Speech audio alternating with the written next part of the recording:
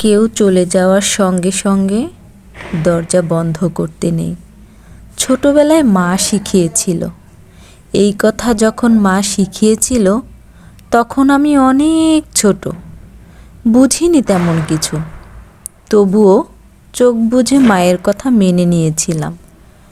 বয়স বাড়ার সঙ্গে ভুলে গেছি অনেক কিছু, তবে এটা ভুলিনি, এখনও দরজা বন্ধ করার আগে দেখি মানুষটা ঠিক কত দূর গেল।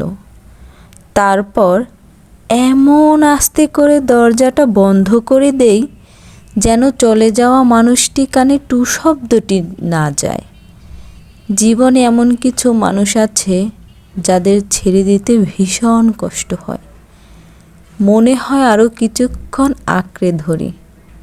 সময়ের অভিশাপে তাদের ছেড়ে দিতে হয়। ছেড়ে দিলেও আমি দরজা খুলে ঠায় দাঁড়িয়ে থাকি। দেখি তারা যেতে যেতে একবার পেছন ফিরে তাকায় কিনা, তাদের ক্রন্দনরত চোখে আরেকটু থেকে যাওয়ার আকুতি আছে কিনা। তখন আমি আর দরজা লাগাই না।